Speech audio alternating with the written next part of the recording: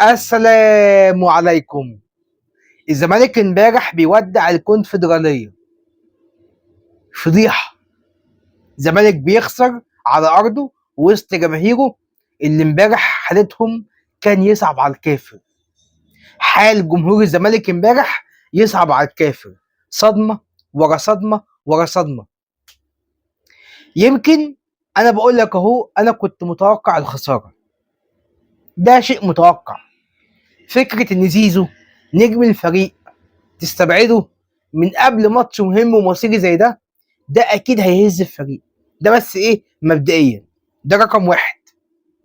ففكره استبعاد زيزو، ناس تقول لك لا صح، ده واحد خانك ووقع على الاهلي، القرار ده لكرامه النادي. حلو الكلام. واحد تاني يفكر بعقل، يقول لك طب يعني انا ما عنديش فرقه وما عنديش خط هجوم وما عنديش لعيبه، فالافضل ايه؟ ان اللعيب اللي حيلتي اكمل بيه لغايه اخر الموسم، بعد كده يمشي ربنا يسهل له يمشي، مش عايزه، لكن اكمل بيه لغايه اخر الموسم عشان ما يحصلش دروب في النتائج. ده برضه فكر تاني. لكن الاداره مشيت ورا الفكر الاولاني وهي كرامه النادي. ماشي. وده كان على حساب ايه؟ على حساب الكونفدراليه. زمالك من غير زيزو فرقه فاضيه. الحق يقال، اوعى تزعل، اوعى تتضايق او تزعل. كلمه الحق تتقال. الزمالك بدون زيزو فرقه فاضيه.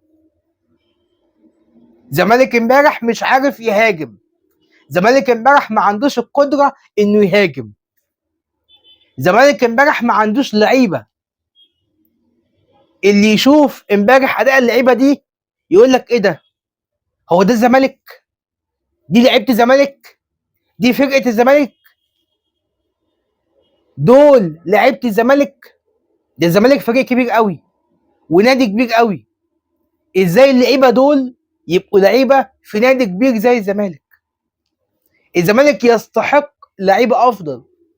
الزمالك يستحق مدير فني افضل. الزمالك يستحق اداره افضل. الزمالك يستحق اداره افضل. اداره الزمالك من الاخر وبمنتهى الخلاصه اداره فاشله. فشلوا في كل حاجه. اول حاجه تدعيم الفريق. الاداره دي عدى عليها 3 فترات قيد، 3 ميركاتو. انا بقول لك بس ايه، واحده واحده كده نتكلم على التاريخ، عشان اللي عملته زمان بينعكس عليك دلوقتي. الاداره دي عدت عليها 3 فترات قيد، 3 ميركاتو. شتاء 2024، وثم صيف 2024، ثم شتاء 2025. حلو الكلام، حلو الكلام. طيب هنقول مثلا ان الزمالك تعاقد مع، تتكلم مثلا 16 لاعب. حلو الكلام، حلو الكلام. نجح منهم كام؟ 4 أو 5. يبقى أنت بتتكلم إن في 11 لاعب، 11 لاعب الزمالك جابهم على الفاضي. الخزنة اتكلفت واللعيبة دي ما أضافتش للنادي أي حاجة وما أضافتش للفريق أي حاجة. يبقى أنت بتتكلم إن الكورة أو فرقة الكورة بتدار بعشوائية جوه النادي. ويوم ما الزمالك استعان بلجنه تخطيط او لجنه كوره فيها عمرو الجلايني وميدو وحازم امام، متاخر قوي. استعان بيهم متاخر قوي. جابهم حتى قبل اغلاق القيد الشتوي بتاع الشتاء اللي فات، يناير اللي فات، قبل الاغلاق ب5 ايام. هيلحقوا يعملوا ايه؟ يا دوبك يا دوبك يا دوبك جابوا محمود جهاد، صلاح الدين مصدق، وكانوا عايزين يجيبوا جناح شمال، لكن موضوع مشلاك للاسف بوظ صفقه الجناح الشمال. طب مين جاب مشلاك؟ حد يرد عليا. مين جاب مشلاك؟ يبقى انت بتتكلم ان اداره النادي دمرت فريق الكوره. دمرت فريق الكوره. طب ماشي، ده ملف الصفقات والتدعيمات. نتكلم على ملف التجديدات. لغايه دلوقتي مفيش حد جدد، مفيش حد جدد. زيزو جاله عرض من يوم السعودي ب6 مليون دولار. انت عارف زيزو وابوه عايزين منك كام؟ لو انت مش قد، او انت يا كابتن لبيب ما عندكش القدره الماليه انك تجدد لزيزو، كنت بيعه، وكنت خد الفلوس دي بتاعت بيعه واعمل صفقات وقوي الفرقه وعلي السكواد. لكن اللي حصل ان لا، ما اتباعش، وفي نفس الوقت زيزو باعك ووقع للاهلي. يبقى زيزو مشي وراح للغريم التقليدي بتاعك، وانت ما استفدتش جنيه، ما استفدتش جنيه. عايز اقول لك اللي وقف عمليه بيع زيزو هو ان الزمالك كان عايز يحط شرط او بند في العقد، لو نادي نيوم باع زيزو لنادي في الدوري المصري، نادي نيوم يدفع للزمالك 10 مليون دولار. طبعا اداره نيوم رفضت الهبل ده، مفيش حاجه اسمها كده اصلا. فضاعت الصفقه. برافو عليك، برافو عليك يا كابتن لبيب، الله عليك. اهو راح للاهلي ببلاش اهو، اهو راح للاهلي ببلاش. يعني انت كنت عايز من يوم يدفعوا 10 مليون دولار لو هيبيعوا للاهلي، ادي راح للاهلي ببلاش على طبق من ذهب، هديه مجانيه من الزمالك للاهلي. شفت اداره الزمالك عامله ازاي؟ شفت اداره الزمالك عملت الفريق ازاي؟ خلت الفريق منظره ازاي؟ لا دعمت ولا جددت ولا حتى حفظت على القوام اللي موجود. تعال اقول لك بقى، بعد صدمه الخروج من الكونفدراليه المصائب تتوالى على الزمالك. ايه المصائب يا احمد؟ اول حاجه الونش. امبارح بالليل بعد الماتش، بعد ما خسرنا، كان في جلسه بين الونش وكابتن حسين لبيب. الجلسه باظت، الجلسه فشلت. الونش عايز من الزمالك ايه؟ عايز منحه تعاقد 30 مليون، وعايز راتب 30 مليون. نقول تاني، عايز منحه تعاقد 30 مليون وعايز راتب 30 مليون. الزمالك ما عندوش، الزمالك شايف ان الرقم ده كبير قوي على الونش. ده الونش جاي له 2 صليبي ولسه راجع، ولسه راجع. ايه الارقام دي يا ونش؟ ده بس ايه رقم واحد. وكلنا عارفين ان الونش مخلص مع الاهلي خلاص، وان الونش طلع تاشيره امريكا عشان يروح مع الاهلي كاس العالم للانديه. فانا بقول لك اهو الونش طار مع زيزو وراحوا الاهلي. طيب دي اول صدمه. الصدمه الثانيه حسام عبد المجيد، كابتن حازم امام النهارده في الراديو بيقول لك قعدنا مع حسام مرتين ورفض التجديد للزمالك. الزمالك على المقابل المالي لتجديد وتعديل وتمديد عقد حسام، حسام رفض مرتين. حسام رفض مرتين. يبقى انت عندك الونش راح الاهلي وعايز ارقام خياليه، وعندك عبد المجيد رافض يجدد. طب ايه هي المصيبه الثالثه او الصدمه الثالثه؟ احمد السيد زيزو وابوه راحوا النهارده اتحاد الكوره وراحوا يشتكوا الزمالك، وعايزين من الزمالك مستحقاته القديمه اللي هي كام؟ دي عليها خناقه.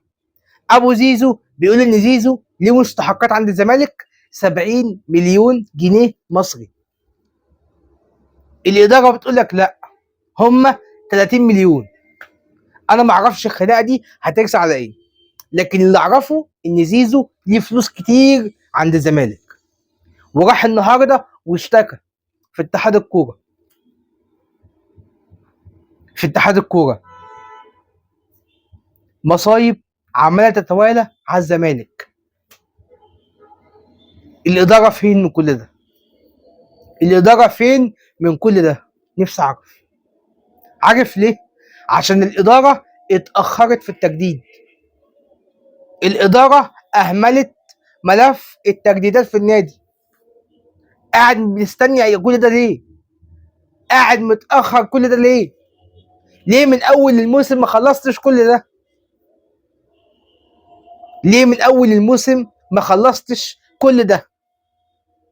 كان من الاول خلصنا، جايين في الاخر ومع نهايه الموسم واللعيبه خلاص بقوا لعيبه يقدروا يوقعوا لاي نادي، زي الونش وزي زيزو. وخد بالك عبد الله السعيد ما جددش، ناصر ماهر عايز يزود عقده، كل دي مشاكل الاداره سابتها وما حلتهاش. طيب يبقى ده ملف التجديدات. نتكلم بقى على اشطر مدير فني جه الزمالك وكابتن حسين لبيب طفشه، اللي هو مين؟ جوميز. انت مش عارف تعوض جوميز. بيسيرو فاشل وقبليه كان جروس افشل. بيسيرو فاشل مع الزمالك. بيسيرو فاشل مع الزمالك، مش قادر يتأقلم، مش عارف ينسجم مع اللعيبة، مش عارف يمرنهم. الحقيقة ان بيسيرو ملوش اي بصمة. تمام. جالك مدرب اسمه جوزيه جوميز، مدرب شاطر، مدرب يعني بالبلدي كده بيعرف يعمل من الفسيخ شربات. بيعرف يعمل من الفسيخ شربات، وبيعرف يختار الخطة المناسبة لإمكانيات لعيبته. مدرب مطيع.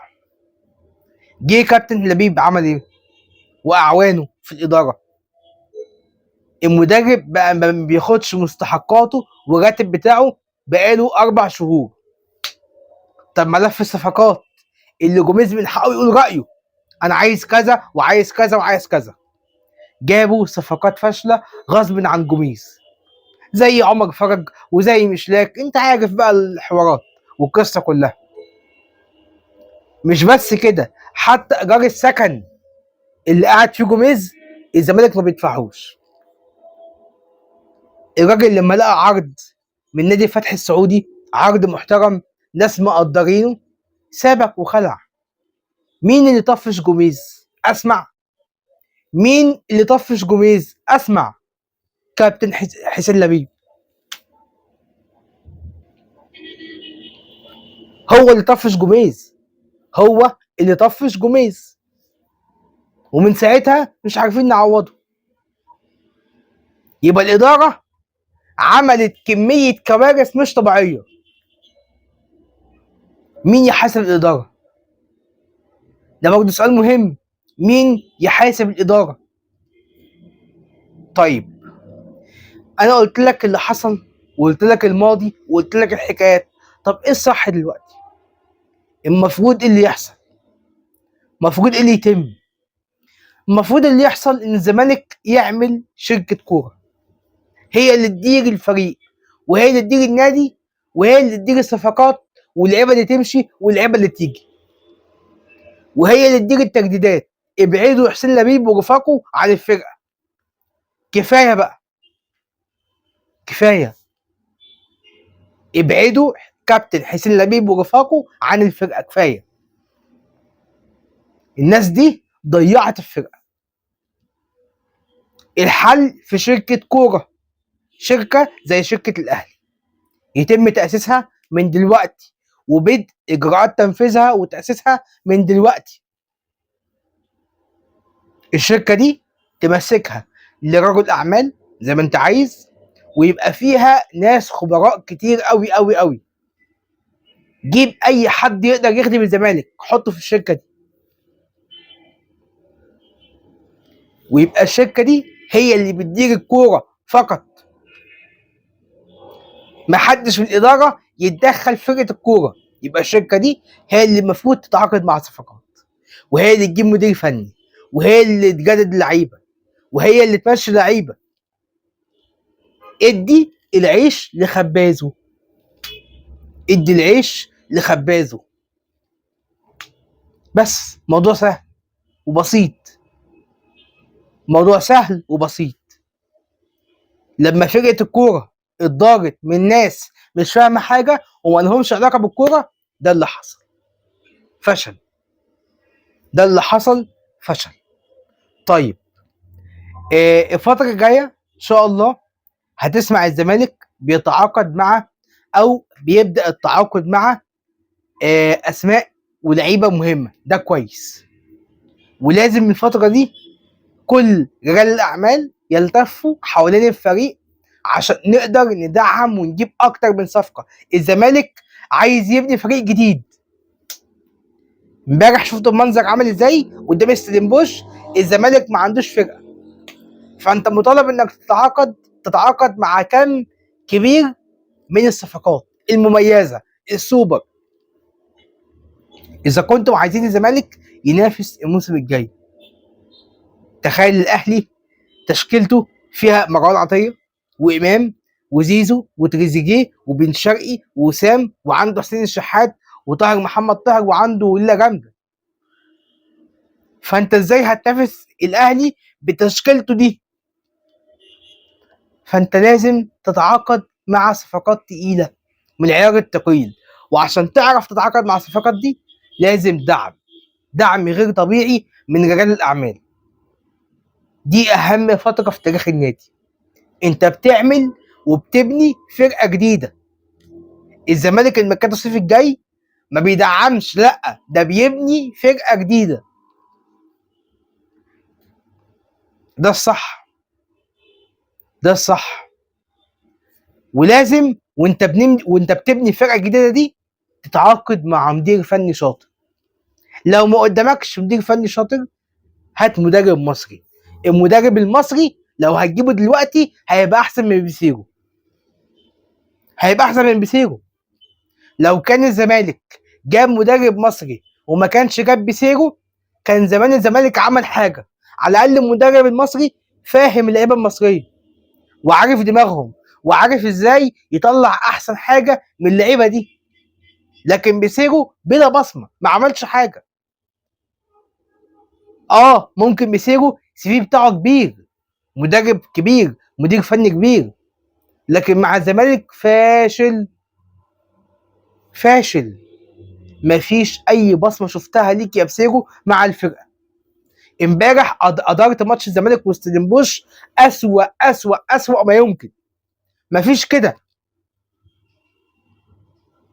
اللي امبارح يشوف الزمالك ماتش امبارح يقول لك الفرقه دي ما عندهاش مدرب.